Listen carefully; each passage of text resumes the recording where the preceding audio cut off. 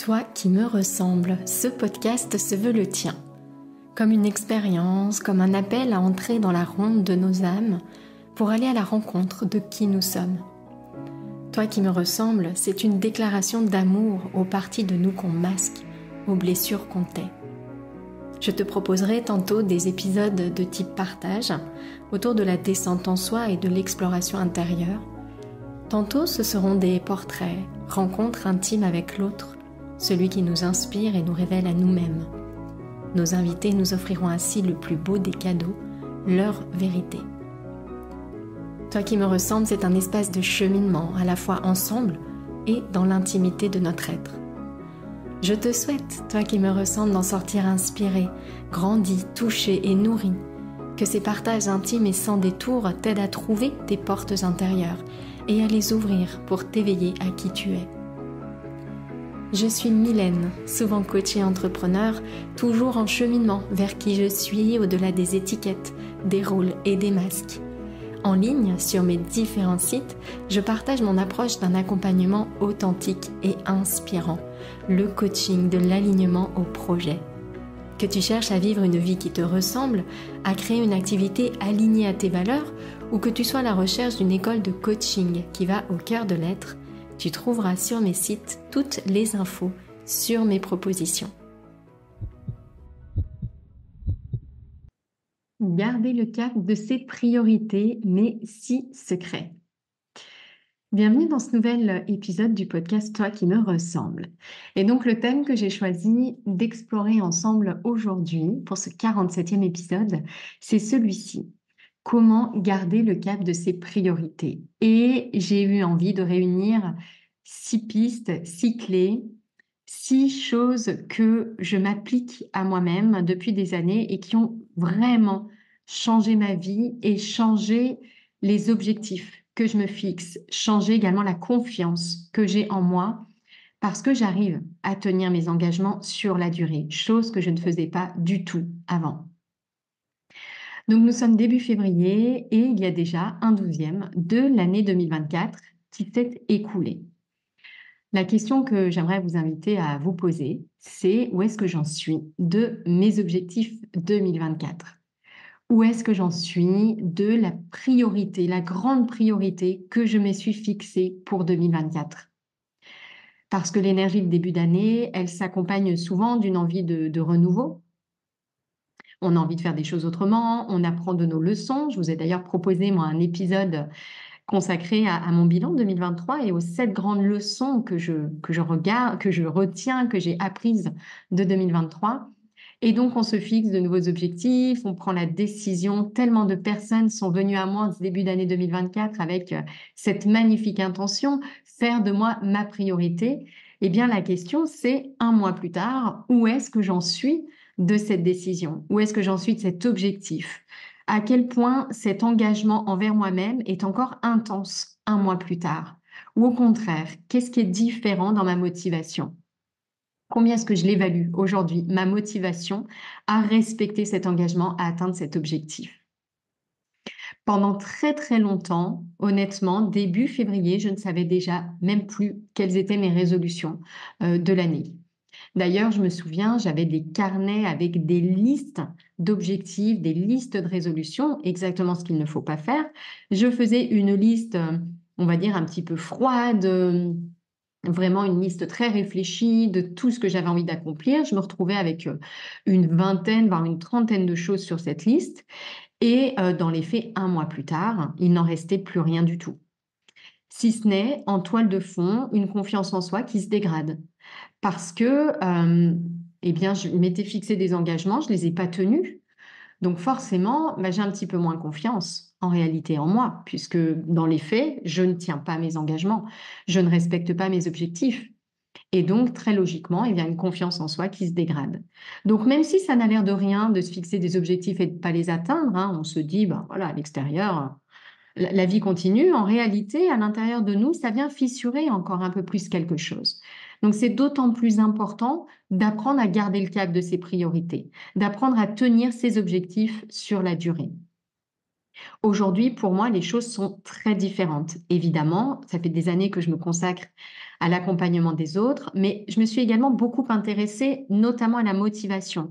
À mes débuts, hein, lorsque j'ai créé le blog Les Défis les Filles Zen, avec tous les défis que je m'engageais à relever et à partager à ma communauté, il y avait vraiment pour moi cette notion de motivation. Comment on entretient une motivation sur la durée? Parce que je me rendais compte de toutes ces expériences d'échecs que j'avais accumulées à me fixer des objectifs, à jamais les atteindre. Et donc pour moi, ça a été vraiment un point central. Donc aujourd'hui, quelques années d'études de la motivation plus tard, quelques années d'accompagnement plus tard, avec les objectifs que je me suis fixés, notamment sur le plan du développement de mon entreprise. Je me suis fixé des objectifs assez élevés que j'ai réussi à tenir, voire à dépasser. Je me suis vraiment intéressée à cette question. Qu'est-ce qui fait qu'on arrive à garder le cap de ses priorités? Qu'est-ce qui fait au contraire qu'on n'arrive pas à garder le cap de ses priorités? Et c'est un sujet qui est récurrent chez les personnes que j'accompagne aujourd'hui, hein. Elles s'engagent dans ce programme avec 15 minutes par jour et puis ça paraît rien. Et au bout de quelques temps, on s'aperçoit que c'est devenu beaucoup, 15 minutes par jour, et qu'il y a plein d'autres choses qui ont pris le dessus. Donc, je vous propose 6 clés, mes 6 secrets à moi pour pouvoir garder le cap de vos priorités et notamment pour pouvoir rectifier ce cap pour l'année 2024 si vous avez le sentiment que vous vous êtes déjà un petit peu éloigné de vos objectifs de l'année. La première chose qui est essentielle pour garder le cap de nos priorités, c'est de programmer des temps de suivi. Programmer des espaces pour suivre ses priorités. Quand est-ce qu'on peut faire ça? Eh bien, pas quand on a la tête sous l'eau et qu'on est prise par d'autres engagements, des distractions, des stimulations extérieures et qu'on a oublié nos objectifs. Non, il faut le faire dès le début. Il faut le faire en début d'année, quand vous vous fixez vos objectifs. Il faut le faire maintenant, quand vous écoutez cet épisode de podcast.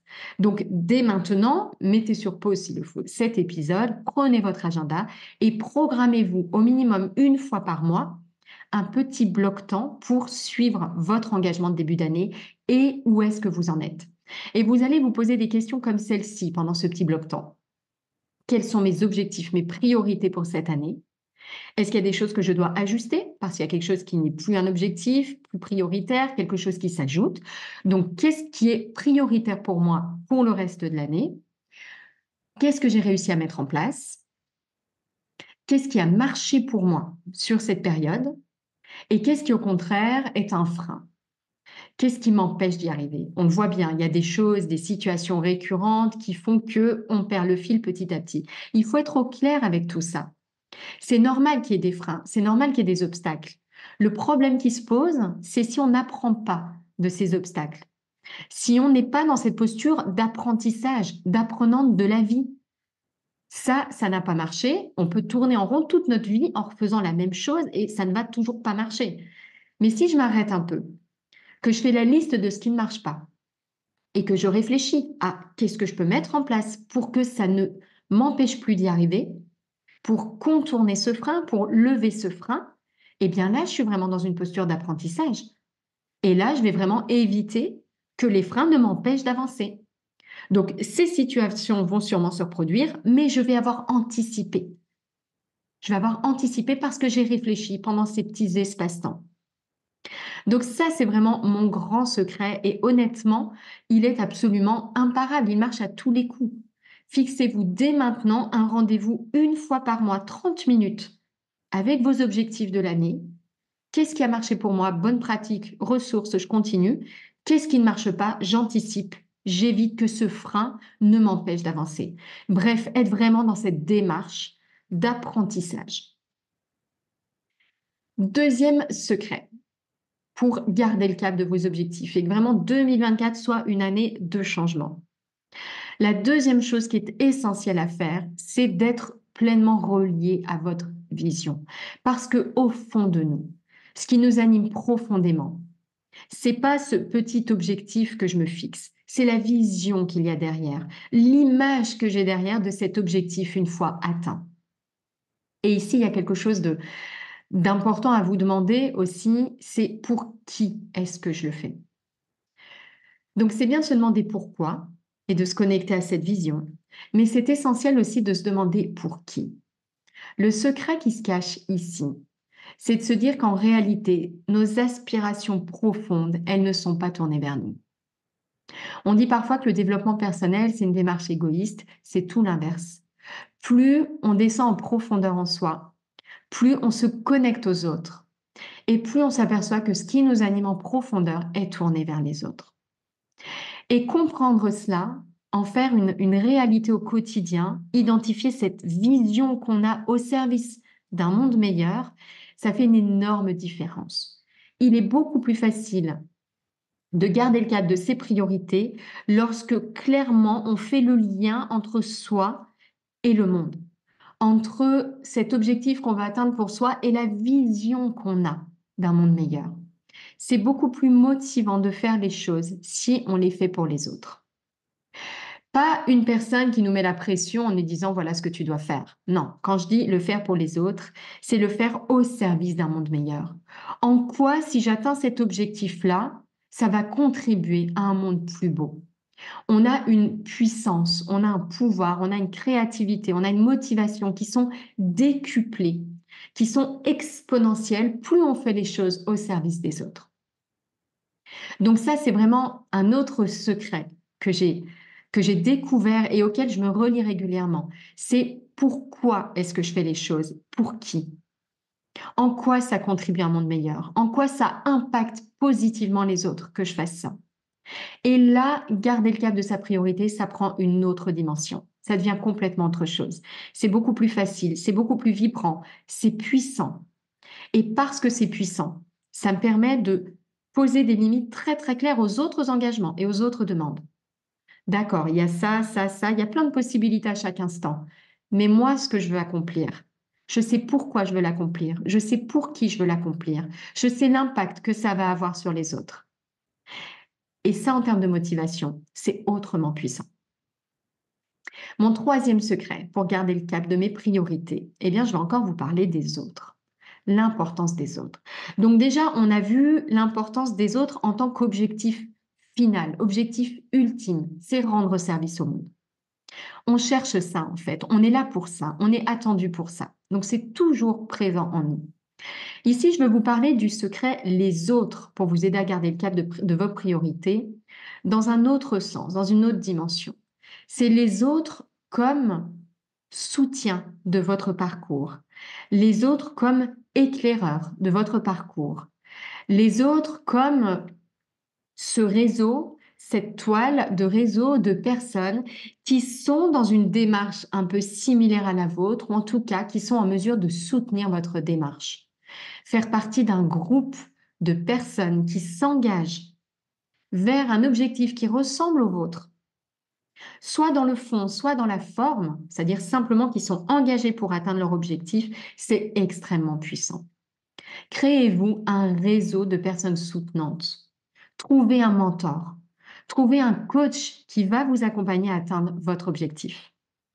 Je me suis fixée pour les années qui viennent un objectif très très fort dans mon activité d'entrepreneur, c'est de faire x10. Pour faire x10, je sais qu'un levier essentiel que je vais devoir activer, utiliser, c'est les autres. Au-delà de ma vision, le faire pour les autres, pour un monde meilleur, c'est vraiment l'idée de qui peut m'aider à atteindre cet objectif. Qui peut m'aider à aller beaucoup plus loin que ce que seul j'arrive à faire. Il y a des personnes autour de moi qui ont déjà accompli des choses, qui ont des points forts, des talents, des zones de magie que je n'ai pas. Il y a un coach qui peut m'aider à tenir cet objectif au quotidien. Il y a des mentors qui peuvent m'inspirer parce que eux-mêmes l'ont fait. Les autres, c'est très, très puissant. C'est vraiment un secret de réussite incroyable. Je vous invite vraiment à l'envisager. Si vous êtes en train de tenir votre objectif un peu toute seule, dans votre coin, si vous avez du mal à aller vers les autres, si vous avez envie de tout faire vous-même pour y arriver, dites-vous que votre levier le plus puissant, c'est cette connexion aux autres, encore une fois. Quatrième secret pour garder le cap de vos priorités cette année 2024, c'est de développer un regard neuf, de développer, de poser sur vous un regard de confiance, un regard de bienveillance, un regard d'amour, un regard qui dit « Ok, c'est peut-être difficile, mais tu peux y arriver et tu vas y arriver. » C'est complètement différent lorsqu'on est face à un obstacle, à un problème qu'on rencontre, de se dire ça marche pas de toute façon, c'est complètement nul et cet objectif est trop élevé, tu n'y arriveras pas, que de se dire ok, il y a une épreuve, il y a une ou des leçons à apprendre, mais tu peux y arriver, tu vas y arriver parce que tu as attendu pour ça. Parce que l'atteinte de cet objectif, c'est pas une possibilité parmi d'autres, c'est ton chemin, c'est ton devoir, c'est ta responsabilité. Dans un épisode précédent, on parlait de cette phrase. C'est prendre la responsabilité de sa mission de vie. Et bien là, c'est la même chose. Vraiment développer et poser sur vous sans cesse ce regard incroyablement positif et soutenant. Félicitez-vous à chaque étape. Récompensez-vous lorsque vous faites une action un petit peu difficile en sortie de zone de confort. Encouragez-vous. Quand vous êtes face à une épreuve, encore une fois, placez-vous dans cette posture d'apprenante. Mon objectif est clair, ma vision est claire, je le fais pour moi et je le fais pour les autres. Maintenant, je mets en œuvre tous les moyens, je réunis toutes les ressources et je les active pour pouvoir y arriver. Et donc vraiment cultiver cette posture de coach. Il y a une chose que je fais pour cet objectif x10, qui est un objectif incroyablement grand. C'est vraiment cette idée de viser la Lune en se disant, si ça marche pas, j'atterris dans les étoiles. C'est vraiment cette dynamique-là, cette logique-là, de sortir d'une zone de confort pour exploser ces plafonds, exploser les limites internes et vraiment s'autoriser le rayonnement le plus grand, le plus fort qui soit. Et puis peut-être que la prochaine étape, ce sera encore x10. Mais vraiment, cette idée, c'est de tout mettre en œuvre, d'activer toutes ces ressources pour y arriver et d'être convaincu qu'on va y arriver. Il y a une habitude que j'ai prise ces derniers temps, donc pour activer cette vision x10, c'est le soir, quand je suis un peu trop penchée sur les problèmes et les difficultés, c'est de me souvenir de toutes les choses incroyables que j'ai fait pendant ma journée, toutes les choses qui me rendent fière. Et ça m'amène au 5e secret. Le 5e secret pour garder le cap de vos priorités en 2024, eh bien, c'est de garder à l'esprit que toutes les actions que vous menez ne se valent pas. Même si bien souvent on fait des to-do list en mettant tout sur le même plan.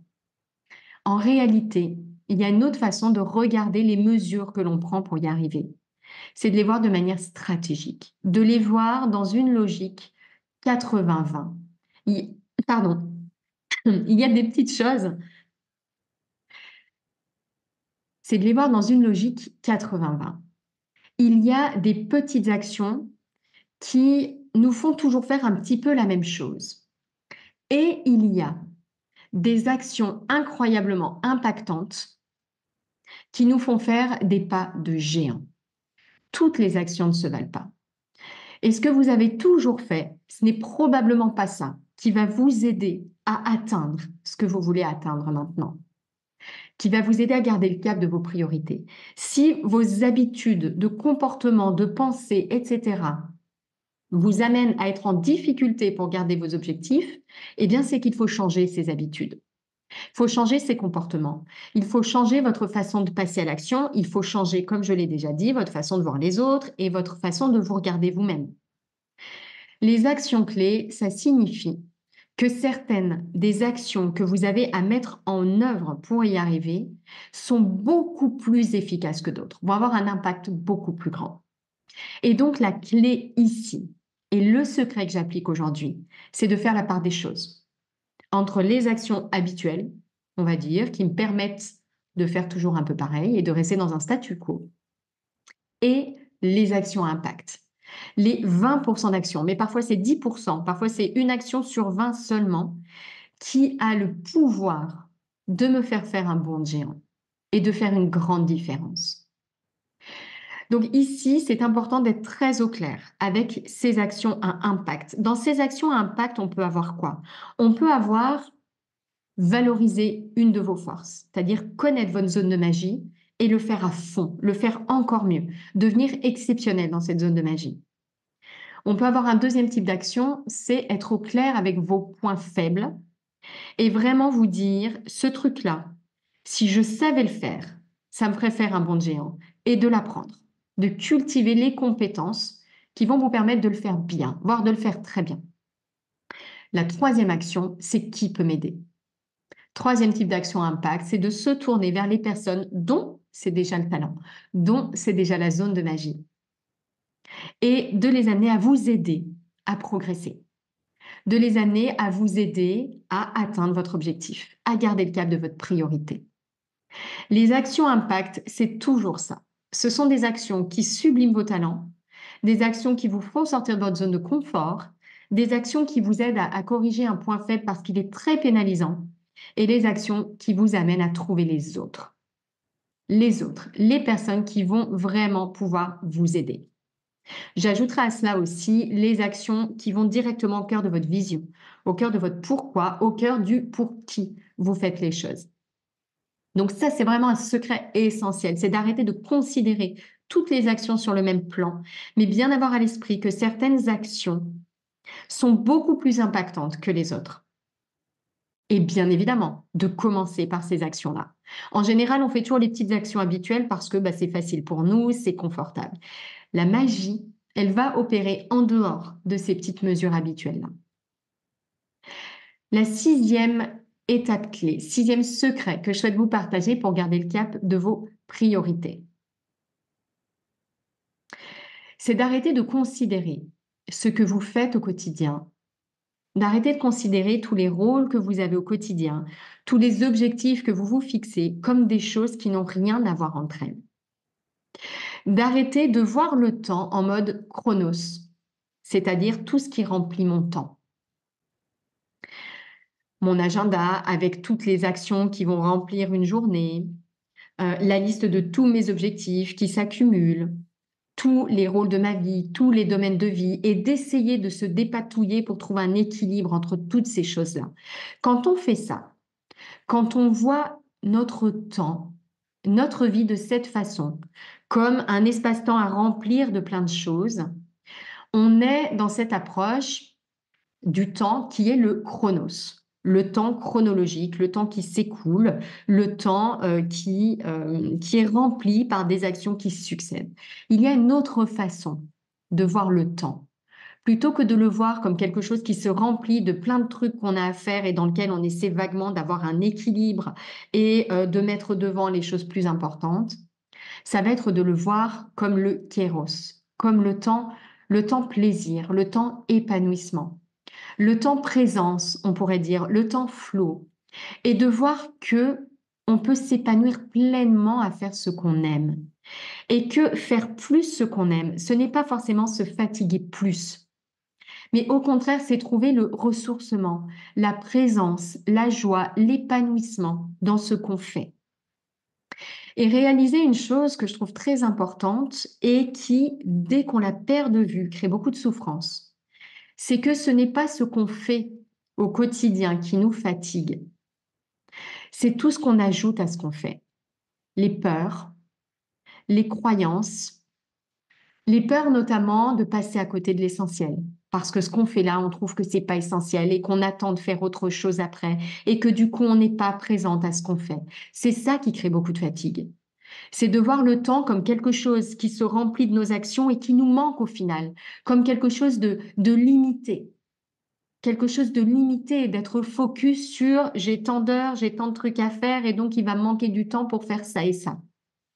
Sortir de cette approche du temps pour voir vraiment le temps plaisir, le temps présence, le temps épanouissement.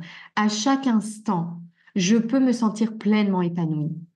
À chaque instant, je peux me placer dans un flot où je me ressource parce que je fais ce que j'aime, parce que je suis présente à ce que je fais, parce que je sais pourquoi au fond je fais les choses. C'est totalement différent comme approche du temps. Sortir du temps subi, du temps calcul, du temps qui manque, à ce temps épanouissement. Ce temps flow où je suis dans le plaisir, dans la joie, dans la présence de ce que je suis en train de faire. Ce temps qui finalement se rattache plus à l'être qu'au faire, qu'à l'action qui est en train d'être faite. Vous voyez, vraiment, c'est d'avoir plus la conscience de ce que je suis en train de ressentir, de ce que je suis en train de vibrer, de comment ce que je suis en train de faire est en train de contribuer. Et là, on peut sortir du calcul. Et c'est totalement différent comme approche. Ça aide à garder le cap de ses priorités. Parce que lorsque je fais quelque chose, je suis connectée à ce que je ressens. et je me ressource en réalité en le faisant. Ça permet d'éviter évidemment beaucoup de lassitude, beaucoup de peur et je vais pas y arriver et j'y arrive jamais et c'est trop dur, etc., que de changer totalement cette vision du temps. Voilà ce que j'avais à cœur de vous partager, ces 6 secrets pour garder le cap de vos priorités. Petit récap rapide, programmer des espaces pour suivre vos priorités, être relié à votre vision, pourquoi, pour qui vous faites les choses, utiliser le levier les autres, un réseau, un mentor, un coach pour vous aider à garder le cap, avoir un regard et poser un regard de confiance sur vous, récompenser, vous féliciter, vous encourager, apprendre de ce que vous faites, distinguer les actions habituelles et les actions à impact et commencer toujours par les actions à impact. Et enfin, sortir d'une vision du temps subie pour se connecter à une vision du temps en mode kéros, flow, présence, le temps qui m'épanouit. J'espère que cet épisode de podcast vous a plu. Je vous invite vraiment à me laisser une évaluation, une petite note si vous aimez ce podcast, voilà, pour l'encourager, pour le soutenir. Ça me fait très, très plaisir et je vous dis, eh bien, à très bientôt dans un nouvel épisode. Si tu entends ce message, c'est que tu as écouté l'épisode jusqu'au bout. Et pour cela, je te dis un grand merci. J'espère que cet épisode t'a inspiré, touché, nourri. Si c'est le cas, n'hésite pas à partager ce podcast autour de toi avec le hashtag Toi qui me ressemble. Et si tu souhaites écouter d'autres épisodes inspirants, tu peux t'abonner directement au podcast sur la plateforme que tu utilises. À très bientôt dans un prochain épisode, Toi qui me ressemble.